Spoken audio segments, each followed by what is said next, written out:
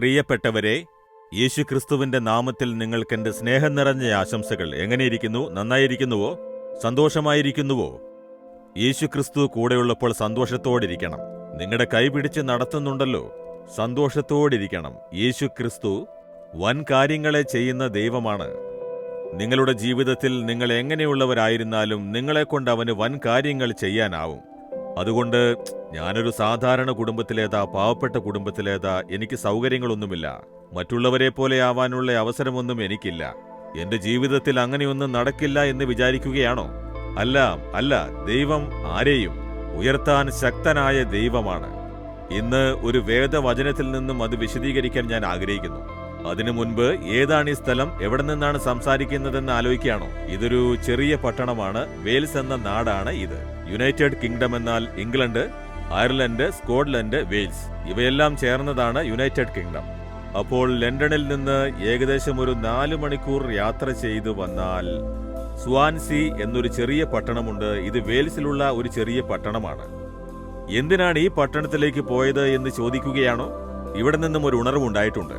ലോകത്തെ മാറ്റിയ ഒരു വലിയ ഉണർവ് 1904-ലും 5-ലുമാണ് ഈ ഉണർവ് ഉണ്ടായത്. അതുകൊണ്ടാണ് ഇവിടെ വന്ന് ഈ സ്ഥലത്ത് വന്ന് ഞാൻ നിങ്ങളോട് സംസാരിക്കുന്നത്. ഇവിടെ നിങ്ങൾ കാണുന്ന ഈ കെട്ടിടം ഒരു മെത്തഡിസ്റ്റ് ദേവാലയമാണ്. ഇതിന് മോറിയ ചർച്ച് എന്നാണ് പേര്. ഇതൊരു മെത്തഡിസ്റ്റ് ചർച്ചാണ്. ഇതിന് ഏകദേശം 175 വർഷങ്ങൾക്കും അധികം പഴക്കമുണ്ട്.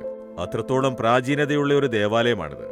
ആ കാലത്ത് ഈ പട്ടണത്തിൽ ഈവാൻ റോബോട്ട്സ് എന്നൊരു ചെറുപ്പക്കാരൻ ഉണ്ടായിരുന്നു.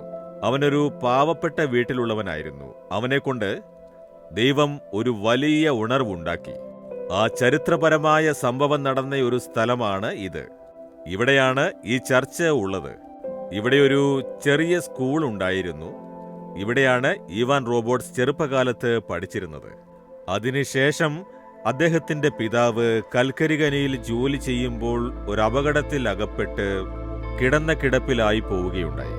ഏതാനും മാസങ്ങൾ അദ്ദേഹം കിടന്ന കിടപ്പിലായിരുന്നതുകൊണ്ട് അദ്ദേഹത്തിന് പകരം സ്കൂളിൽ പഠിച്ചുകൊണ്ടിരുന്ന ഈവാൻ തന്റെ പഠിപ്പ് നിർത്തി വളരെ ചെറുപ്പത്തിൽ തന്നെ കൽക്കരി ഖനിയിൽ ജോലി ചെയ്യാൻ തുടങ്ങി. അപ്പോൾ തന്നെ അവൻ രക്ഷിക്കപ്പെട്ട് വേദപുസ്തകവുമായിട്ടാണ് ജോലി ചെയ്യാൻ പോകാറ്. അവന്റെ ഉള്ളിൽ രാജ്യത്തെക്കുറിച്ച് ഒരു ദർശനവും മനോഭാരവും ഉണ്ടായിരുന്നു. അന്നിതൊരു ക്രിസ്തീയ രാജ്യമായിരുന്നു. ഇപ്പോൾ ആരും ചർച്ചിൽ വരാറില്ല. കുറഞ്ഞ തോതിലെ ആൾക്കാർ വരാറുള്ളൂ. അധികപക്ഷം ജനങ്ങളും മദ്യപാനത്തിന് അടിമകളായിരിക്കുന്നു, ലഹരി വസ്തുക്കൾക്ക് അടിമകളായിരിക്കുന്നു, നൃത്ത ക്ലബ്ബുകളിലും കൂത്താട്ടങ്ങളിലും അടിമകളായി ദൈവത്തെ മറന്നുപോയി.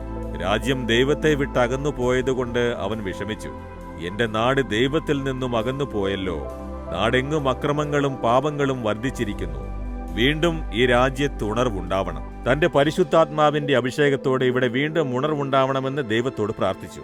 11 വർഷം രാത്രി 12 മണി മുതൽ 4 മണി വരെ അവൻ ദിവസവും മനോഭാരത്തോടെ പ്രാർത്ഥിച്ചിരുന്നു. തന്റെ നാടും തന്റെ ജനങ്ങളും രൂപാന്തരപ്പെടണമെന്നതിനു വേണ്ടി. ദൈവം അവന്റെ പ്രാർത്ഥന കേട്ട് 1904 വർഷം നവംബർ മാസം ഈ സ്കൂൾ റൂമിൽ 17 ചെറുപ്പക്കാർ ഒത്തുചേർന്ന് പ്രാർത്ഥിച്ചുകൊണ്ടിരുന്ന സമയത്ത് പരിശുദ്ധാത്മാവിന്റെ അഭിഷേകം അവർക്കുണ്ടായി.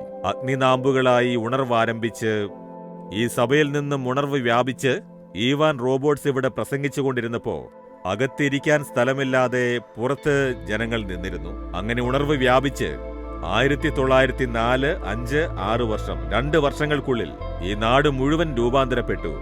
വൈൻ ഷോപ്പുകൾ അടയ്ക്കപ്പെട്ടു, നൃത്തശാലകൾ അടയ്ക്കപ്പെട്ടു, കുറ്റങ്ങൾ കുറഞ്ഞു തുടങ്ങി, പോലീസുകാർക്ക് ജോലിയില്ലാതായി, കോടതിയിൽ കേസുകളില്ല. എല്ലാവരും നിയമത്തിന് കീഴടങ്ങി ജീവിക്കുന്ന സ്വഭാവമുള്ളവരായി മാറുകയുണ്ടായി. രാജ്യം രൂപാന്തരം പ്രാപിച്ചു. ആ ഉണർവ് ആരംഭിച്ച സ്ഥലമാണ് ഇത്. ഈ ഉണർവ് 1906 അമേരിക്കയിലെ അസൂസ സ്ട്രീറ്റ് റിവൈവൽ എന്ന് ആരംഭിച്ച് അതേ വർഷം നമ്മുടെ നോർത്ത് ഈസ്റ്റേൺ സ്ട്രീറ്റ്സിൽ ഇന്ത്യയിലും ഉണർവുണ്ടായിരുന്നു. ഈ ഈവാൻ റോബോട്ട്സിന്റെ സഹോദരിയും അവരുടെ ഭർത്താവും ഉണർവിന്റെ അഗ്നിയും പേറി ഇന്ത്യയിലേക്ക് വന്നു. കൽക്കത്തയിലെത്തി ചിറാപുഞ്ചി എന്ന നോർത്ത് ഈസ്റ്റേൺ സ്റ്റേറ്റ്സിൽ ശുശ്രൂഷ ചെയ്ത് അവിടെയും ഉണർവുണ്ടാക്കുകയുണ്ടായി. ഇങ്ങനെ ലോക ചരിത്രത്തെ തന്നെ മാറ്റിയ ആ ഉണർവ് ആരംഭിച്ച സ്ഥലമാണ് ഈ സ്ഥലം. അതുകൊണ്ടാണ് ഞാൻ ഇവിടെ നിന്ന് നിങ്ങളോട് സംസാരിക്കുന്നത്. എന്റെ പ്രിയപ്പെട്ടവരെ, ഇന്ന് ദൈവം നിങ്ങൾക്ക് തരുന്ന വാഗ്ദത്തം എന്താണെന്നറിയാമോ? 1 ദിനവൃത്താന്തം 29-ാം അധ്യായം 12-ാം വാക്യം.